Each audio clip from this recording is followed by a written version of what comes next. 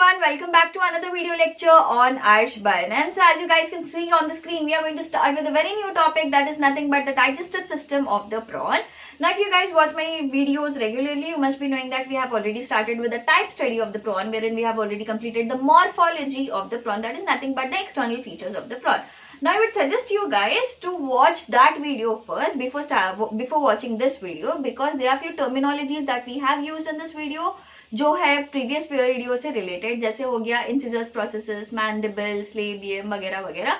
तो ऐसे कुछ टर्मिनोलॉजीज है जो पिछली वीडियो में हम ऑलरेडी डिस्कस कर चुके हैं, वो यहाँ पर यूज करने वाले हैं.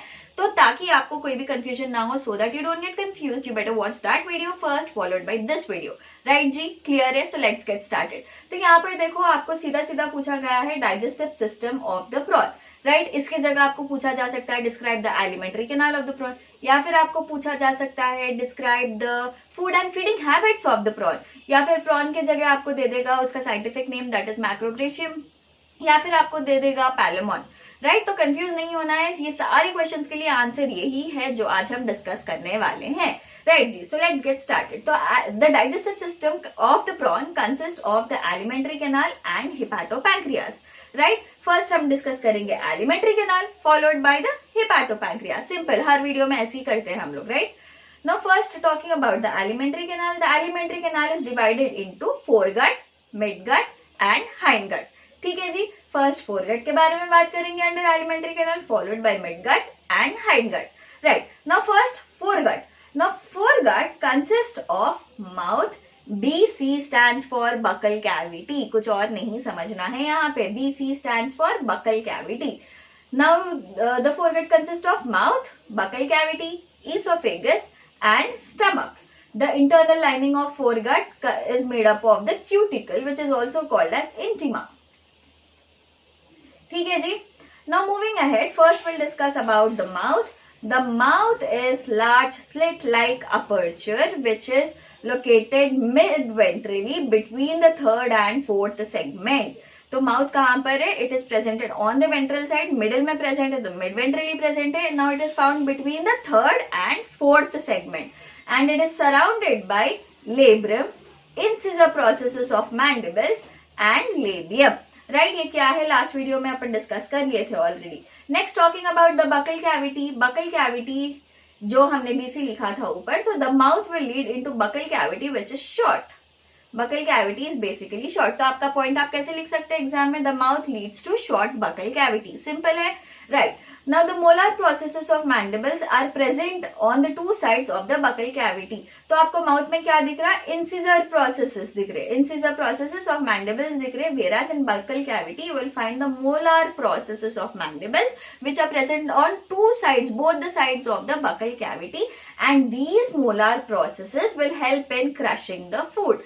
Now next we'll talk about the esophagus. The buccal cavity will lead to esophagus, या फिर the buccal cavity will open into the esophagus. The esophagus is short and broad, and the esophagus will connect the buccal cavity to the stomach.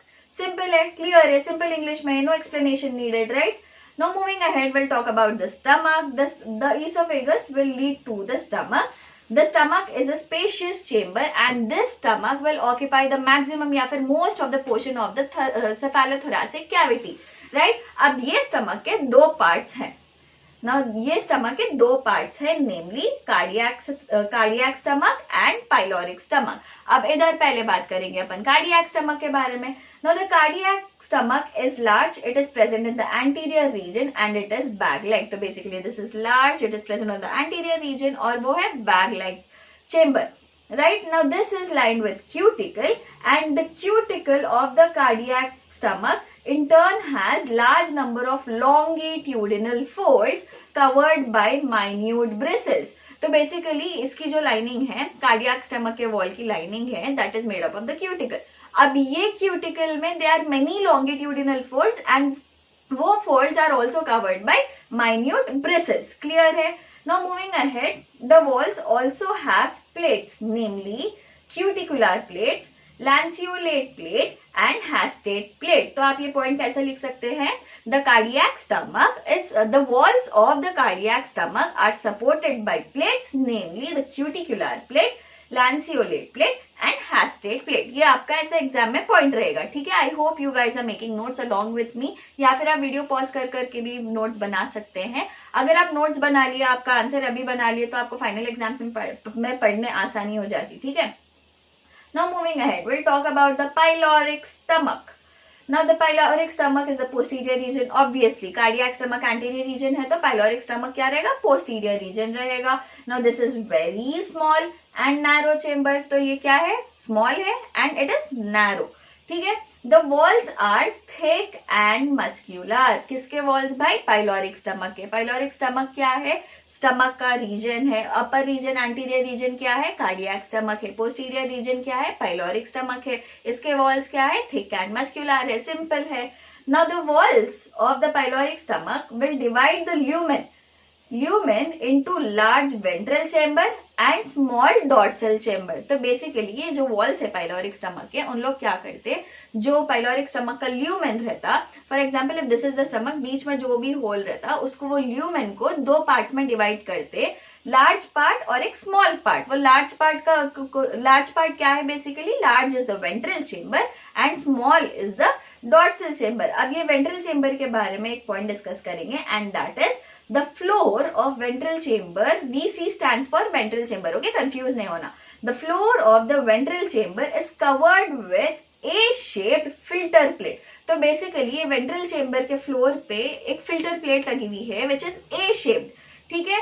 अब ये जो filter plate है उसको आप pyloric filter plate भी बोल सकते हैं। The A-shaped filter plate is also called as pyloric filter plate because वो कौन से रीजन का पार्ट है? पाइलोरिक स्टमक का पार्ट है, तो आप पाइलोरिक फिल्टर प्लेट भी उसको बोल सकते हैं। अब ये फिल्टर प्लेट किसमें हेल्प करती भाई? This will allow only the liquid food to pass through. तो बेसिकली ये फिल्टर प्लेट खाली लिक्विड फूड को पास करने में हेल्प करती, ठीक है। Next, this was all about the foregut. Next we are going to talk about the midgut, very small. अब मिडगट कैसा है भाई? This is basically long, narrow, ST stands for straight, ठीक है, straight and slender tube. The midgut is long, narrow, straight and slender tube. अब इसकी internal lining is made up of epithelium. That was it about midgut. Next we'll talk about the hindgut. अब some people prefer saying it as hindgut. I prefer saying it as hindgut. जो आपको बोलना है आप बोलो, that is up to you. Now talking about the hindgut. The hindgut extends from the posterior end of the midgut till the anus. तो basically midgut के end से, posterior end से start हो रहा है hindgut and that will extend till the anus, ठीक है। Now this is considered to be the shortest portion of alimentary canal. AC stands for alimentary canal, ठीक है। अब ये hindgut के दो parts है, basically rectum and anus. Now the rectum is the swollen muscular region of the hindgut and the alimentary canal will open out to the exterior through anus, ठीक है। This was all about hindgut. खत्म, ये alimentary canal यहाँ पर खत्म है। Next we are going to talk about the hepatopancreas. ज्यादा बड़ा नहीं है, ये भी छोटा है। अब हिपैटोपैंक्रियास कैसा है भाई? This is large, by lobe, by मतलब दो, तो बेसिकली हिपैटोपैंक्रियास के दो लोब्स रहते हैं, ठीक है। Now this is compact, orange coloured glandular mass. तो ये हिपैटोपैंक्रियाटिक का जनरल सा डिस्क्रिप्शन था। अब हिपैटोपैंक्रियाटिक के पास हिपैटोपैंक्रियाटिक डक्ट्स भी प्रेजेंट रहते। अब ये हिपैटोपैंक्रियाटिक डक्ट्स क्या करते? दे will help in secretion of the digestive juice into the ventral chamber of the pyloric stomach. तो हिपैटोपैंक्रियाटिक डक्ट्स बेसिकली हिपैटोपैंक्रियास जो भी डाइजेस्टिव जूस बनाता, they will help, these hepatopancreatic ducts will help to release them into the ventral chamber which is considered to be the large chamber of the pyloric stomach, ठीक है। अब ये इसका जो function है हिपैटोपैंक्रियास का, they function as liver, pancreas and small intestines of higher animals. तो basically human beings का एग्जाम्पल ले लिए तो लिवर एक काम करता, पैंक्रियाज एक काम करता, स्मॉल इंटेस्टाइन्स एक काम करता। तो यहाँ पर प्रॉन्स में एक ही स्ट्रक्चर है, that is hepatopancreas, that will function as liver, pancreas and small intestines of higher animals. तो ये तीन ऑर्गन्स के काम वो एक ही ऑर्गन कर रहा है, that is nothing but hepatopancreas in simple words, right. I hope this is clear. अब बेसिकली इन्हें किसमें हेल्प करता बोलते हो? It will help in digestion, it will also help in absorption and it will also act as storage organ to store glucose and calcium maybe, right? तो ये basic सा function है हिपैटोपैंक्रियास का। अगर आप इतना भी लिख दिया हिपैटोपैंक्रियास के बारे में, that is more than enough, ठीक है। Now next will talk about the food and feeding. तो इन लोग पहले क्या खाते, प्रॉन्स। तो they basically feed on algae, moss and other aquatic weeds and occasionally they will feed on some aquatic insects. अब देखो इनके जो कीलेट लेग्स रहते, किसके, प्रॉन्स के, दे will help in transferring the food towards the mouth. So basically the keelate legs will hold the food and transfer it towards the mouth. Next, जो second and third maxillipids रहते, now to know what are keelate legs, second and third maxillipids, आपको previous video देखना पड़ता, हर video में अपन नहीं discuss कर सकते, ठीक है। वीडियो क्यों बोलते, वीडियो लंबी हो जाती, ठीक है। That is the reason I suggested you to watch the previous video first and then this video, ठीक है। अब कीलेट लेग्स बेसिकली क्या कर रहे हैं, फूड को माउथ तक लेके जाने में हेल्प कर रहे हैं। सेकेंड और थर्ड मैक्सिलिपिड्स क्या करते, they will hold the food in position, तो एक प्रॉपर पोजीशन में होल्ड करते फूड, ताकि जो इंसिजर्स प्रोसेस है they will cut the food into pieces. तो उन लोग अगर if they hold the food into the position, the incisor processes of the mandibles will cut the food into the pieces. अब ये जो pieces है, जो food के pieces है, वो माउथ में जाते, राइट। अब माउथ के अंदर क्या है भाई, they have molar processes, basically buccal cavity molar processes है। मोलार प्रोसेस अपन किस में हेल्प करते हैं, अपन ऑलरेडी ऊपर डिस्कस करें, बकल कैविटी में। They will help in crushing the food. अब ये जो क्रश्ड फूड है जो भी है, that will reach the cardiac stomach. अब after reaching the cardiac stomach, वहां से डाइजेशन प्रोसेस शुरू होगा। कैसे होगा आगे देखेंगे। नेक्स्ट टॉपिक हमारा रहेगा डाइजेशन, अब्जॉर्प्शन एंड एडिशन। अब डाइजेशन में जो भी फूड है अपने कार्डियक स्टमक में, that will reach the PS stands for pyloric stomach, ठीक है। अब पाइलोरिक स्टमक में क्या हो रहा, अपन ऑलरेडी ऊपर डिस्कस करें, the hepatopancreas will secrete few digestive enzymes which will reach the pyloric stomach, which will reach the pyloric stomach through what? Through hepatopancreatic ducts. तो बेसिकली ये डाइजेस्टिव सेक्रीशंस क्या करते हैं, डाइजेस्टिव जो भी फूड है उसको डाइजेस्ट करने में हेल्प करते, right. And also pyloric stomach में एक और चीज है, वेंट्रल चेम्बर में अपन डिस्कस करे थे, ए शेप्ड फिल्टर प्लेट है, that plate will filter out the liquid material. अब जो भी डाइजेस्टेड फूड रहेगा, the digested food will again reach the hepatopancreas, जहां पर उनका अब्जॉर्प्शन होगा। तो यहां तक अपन क्या खत्म कर दिए, डाइजेशन खत्म हो गया, अब्जॉर्प्शन खत्म हो गया। तो बेसिकली जो भी डाइजेस्टेड फूड रहता है, that is going back to the hepatopancreas wherein it is getting absorbed. तो अपन ऑलरेडी हेपाटोपैंक्रियाज के वो फंक्शन डिस्कस कर रहे थे, उन अब्जॉर्प्शन में हेल्प करता, स्टोरेज ऑर्गन के जैसा भी एक्ट करता, एंड ऑल्सो डाइजेशन में भी हेल्प करता। तो ये देख लिया अपन। अब नेक्स्ट क्या है भाई, हमारे सब हेडिंग में डाइजेशन अब्जॉर्प्शन हो गया। Next we are going to discuss the egestion process. अब इजेक्शन बोल तो बेसिकली एक्सक्रीशन, ठीक है। अब एक्सक्रीशन के बारे में डिस्कस करें तो अनडाइजेस्टेड फूड एक्सक्रीट होता। अब डाइजेस्टेड फूड के साथ क्या हो रहा वो अपन देख लिए। अब अनडाइजेस्टेड फूड जो भी है, undigested food will reach the hind gut. Hind gut के दो पार्ट है, अपन बोले थे रेक्टम एंड एनस। अब हाइंड गट के रेक्टम में it will be stored for some time temporarily. Rectum में the undigested food is stored.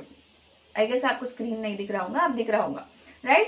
Stored temporarily, right? And then finally from the rectum it will come out through anus as fecal pellets.